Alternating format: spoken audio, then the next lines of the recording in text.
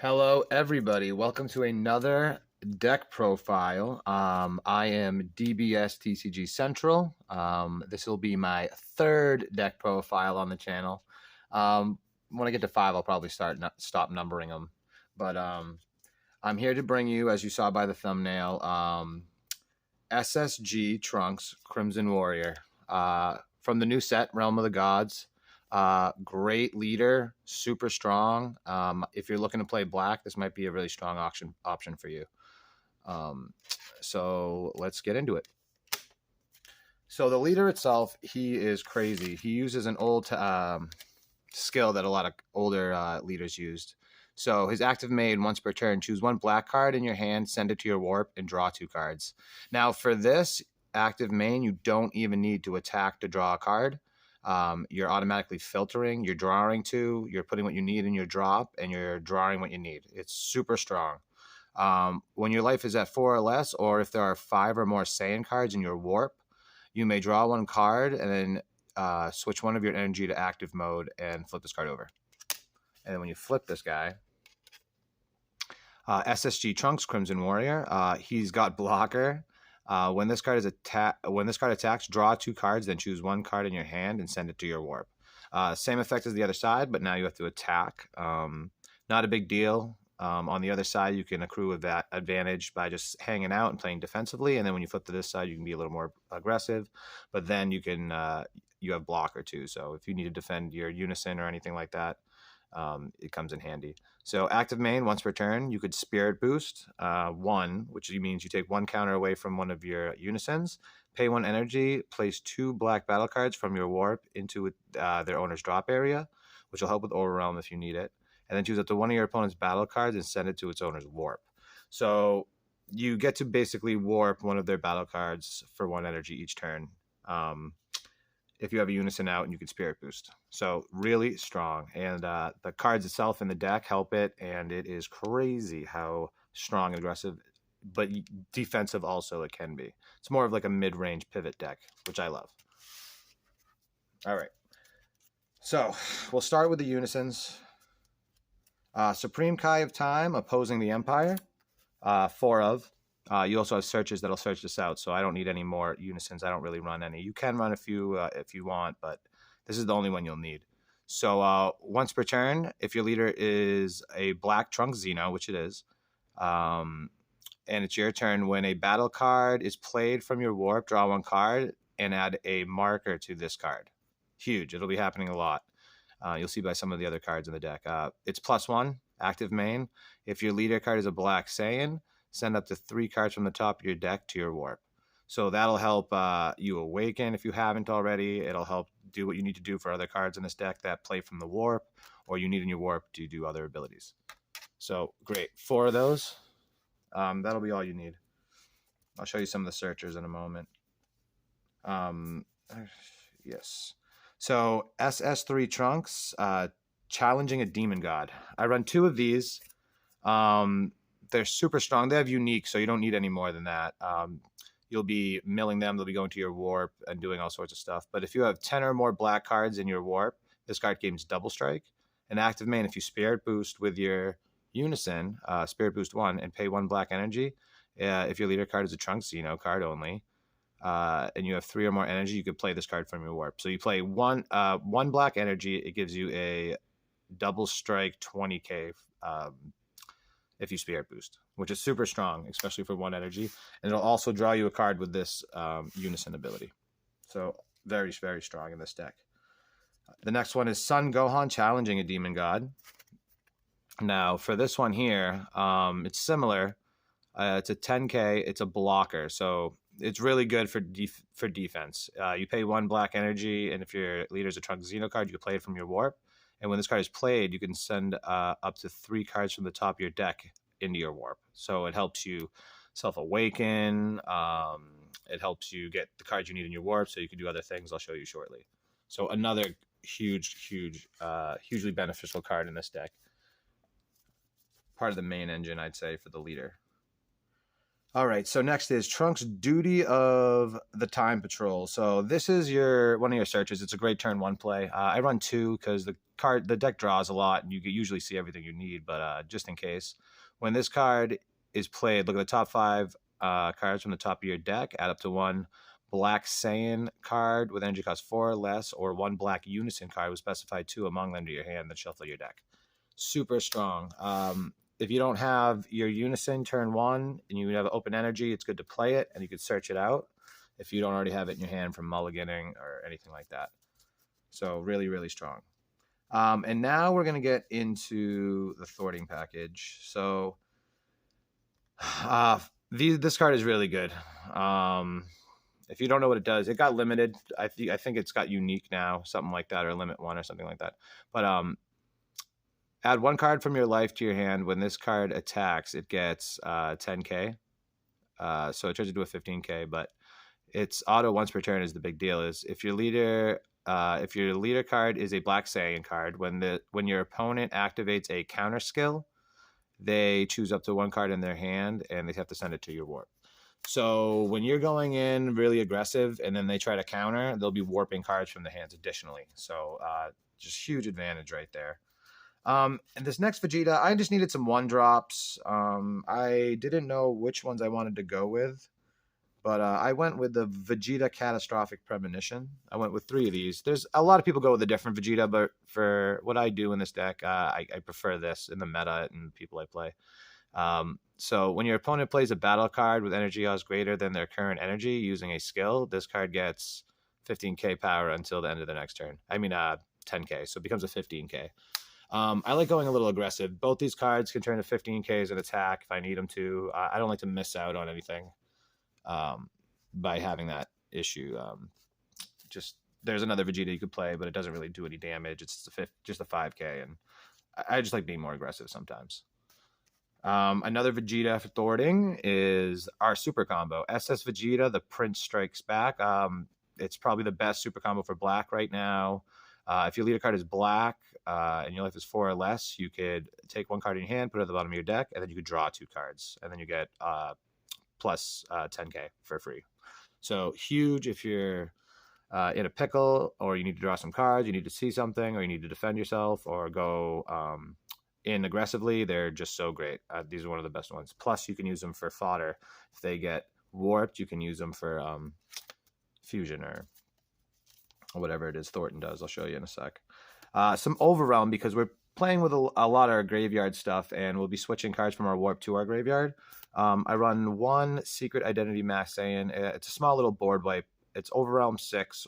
When this card is played with Overwhelm, choose any number of your opponent's battle cards that add up to total number of 6 or less, and send them to their owner's warp. So if you need to warp something, there's a bunch of 2-drops. You can get rid of 3 of them. A bunch of 1-drops or tokens or anything like that. It'll get rid of all of that. You know what I mean? Anything that the energy cost doesn't go above 6. So it's really good if you need to get rid of a 6-drop or whatever you need here. Put them over here. These are a must too. You'll be sending a lot of stuff to your warp and your drop area and stuff like that. And these TP cards, they just re-released them in the Mythic Booster. So super cheap, but they were expensive, especially when this deck was coming out. They knew this would be a good idea. But Overwhelm 6, so no energy. And if your leader card is black, when this card is played using Overwhelm, you may add up to 1 black battle card with energy cost between 3 and 7 from your warp to your hand. So anything that might have got warped or you needed to get rid of and you need back, you can play this card for free, get a 30k beat stick, and then retrieve anything you need from your warp, and then or drop, I believe. Let me see. I think it's just warp. Yes, from your warp back to your hand, which is where everything goes in this deck. Is pretty much the warp. So that is huge. Never mind adding a double strike to it, which we do run in this deck. I'll get to it in a sec. So those are the Gokus and the Vegetas. They're really, really strong. So now SS3 Gogeta Thwarting the Dark Empire. It was a $200 card at one point. It was a $100 card, and then the Mythic Booster saved us all, and now it's down cheap, and everybody should get them while they can before they go back up. They might even be going back up already. But I run 4 because you want to see it all the time, even though it's unique, and they'll try to get rid of it so you can play another one all the time. For 1 energy, you can Union Fusion, or you can Overwhelm 6 if you don't have the Goku and Vegetas in your warp, but you will. Um, Union Fusion, Goku Xeno, and Vegeta Xeno. Permanent. You can choose cards in your warp when choosing cards to use this card's Union Fusion. So it's gonna happen as soon as they're in your warp. You can play this, or they can be on the battlefield also. But you can fuse from anywhere pretty much, and this guy's gonna come out. And then when he does come out, oh well, not when he comes out, nothing happens. But when he attacks, his auto is when this card attacks, choose up to one of your opponent's battle cards, and send it to their owner's warps. It's 25k double strike. It's huge. It's real quick, and every time it attacks, it's taking a card, a battle card out of there. So it's really really strong. It's a huge advantage, and it being one energy to do that is just crazy stuff. Another card that came out in Realm of the Gods, which is also really strong, SS God Trunks Power Awakened. So this one's another one you can play from your warp. So it'll proc your Unison. Deflect Dual Attack. If this card is removed from your battle area, remove it from the game instead, so you can't replay it afterwards. It's removed. When this card attacks, place up to 3 battle cards from your warp into their owner's drop areas. So that helps with overwhelm or whatever you need to do. An active main for 2 black. If your leader card is black and you and there are 8 or more cards in your warp, play this card from your warp. So for 2 energy, you get a 20k dual attack, and it helps fuel your drop area so you can play an overwhelm. It's really strong in this deck. We'll put him over here next to the Unison. And then another boss monster, Beefcake, you can go for game with is SS4 Gogeta thwarting the Dark Empire. Now, I don't know if anybody's been playing the game lately, but this thing is a menace. Triple strike blocker. While this card is in rest mode, it can't be KO'd by your opponent's skills. So as soon as it attacks, you can't even do anything to it. Once per turn, when this card attacks, your opponent chooses 2 cards in their hand and 2 cards in their battle area, ignoring barrier, and sends them to their warps. At the end of the turn, switch this card to active mode. So you attack it 3 times, and then it becomes a blocker, and it's 35k, and you play it for 4. So you can choose 1 Son Goku Xeno and 1 Vegeta Xeno in your battle area and or drop areas, and send them to their owner's warps and play this card. So for 4 energy, it's a game ender. If you can't handle it, it'll peg you down. It'll get rid of cards in your hand. It'll get rid of battle cards in your battle area, ignoring barrier. It's got triple attack, and also it defends with blocker. So it is a powerhouse. I don't know what's going on with that thing. I don't know how it's even. They got some boss monsters in here that I just can't believe. It's huge, and it's half the fun of the game too, is just seeing somebody drop some kind of powerhouse like that. All right, so now we're going to get into our defensive package. So that was a lot of aggression and mechanics of the whole deck. So this card came out, and it's only for this deck. It's Pan Challenging the Demon God. This card here, I run 4. It's pretty much your topo for the deck, but it costs 1. So you play this card, counterattack. When on your opponent's turn, reduce the energy cost of this card in your hand by 1. If your leader card is a black Trunks Xeno only card, when you choose 1 card in your hand and send it to your warp, when this card is played, your opponent can't attack with battle cards for the turn unless they choose 2 cards in their hand and discard them each time. Now, it doesn't count for unisons or leader cards, and it doesn't negate the attack that first occurs, but it saves you, and you have other things in your hand you can use, and this is only 1 energy compared to 2 like a topo. So it is super powerful in this deck. It's insane. So that's one of your main negates. And then 2 of these, Supreme Kai of Time, the Labyrinth Unleashed. I don't even know how to explain. This thing has ruined games for me. I've almost rage scooped on this card so many times, but it negates the attack and plays the card. So if your opponent has 3 or more cards in their warp, reduce the energy cost. If you or your opponent has 3 or more cards in their warp, so you're always going to have this live. It reduces the energy cost by 2, so it's a 1-drop negate. If your leader card is black, when this card is played using its counterattack skill, choose up to 1 of your opponent's battle cards and send it to its owner's warp. At the end of the turn, you can play it back to their battlefield. But you can literally negate the attack and then get rid of another card, so you don't have to worry about the other card attacking. So it is so powerful. It's won games for people. It's insane. Big fan of free negates. This is new Realm of the Gods card. It's just one of those token blocker free negates. If you're at 5 or less energy, you could take a life. You negate the attack for free, and then it plays a token that can block. So it'll negate 2 attacks if it does its job correctly. If you're out of energy, it's a really good option. It's free, so you can't argue with free, really. So good. Koitsukai. You're sending a lot of stuff to a lot of places. This card helps. If you don't know what Koitsukai does, Mechanical Courage, active main, remove this card in your drop area from the game. Then choose up to 2 cards in your hand and place them at the bottom of your deck in any order, and then draw how many cards you put on the bottom of your deck. And then for the turn, wait, let me see. Number of cards that place at the bottom of the deck. Okay, then for the turn, if your opponent plays a battle card with power 20k or less, they choose 2 cards in their hand and send them to their owners, to the warps. So this is really important. You play this, you use the ability, and then when your opponent, say you go to swing for game or something like that, or you go to swing, and they play a counterplay like a topo or a counter attack like a topo, and it comes into play and it's 20k or less, they'll have to discard 2 cards. So they have to already do 1 for topo. They'll lose 1 card in their hand, and then they have to do another 2. So they're losing 3 cards in their hand to play a negate, which is super horrifying for them to do. A lot of times they'll try a different way other than negating, and they'll end up comboing their hand. They're going to lose cards basically to defend after you play this. Super strong. All right, and then arguably, I think the best negate in the game. I don't know. Yeah, I think so. Petrification is just so broken. For black, I guess black might need it. It's not the strongest of the colors, but I think it's super strong right now, actually. But if your leader card is black, negate the attack for 1 energy. You may choose 1 card in your hand and place it in the drop area. If your opponent, if you place a card in the drop area, choose 1 of your opponent's battle cards, ignoring barrier.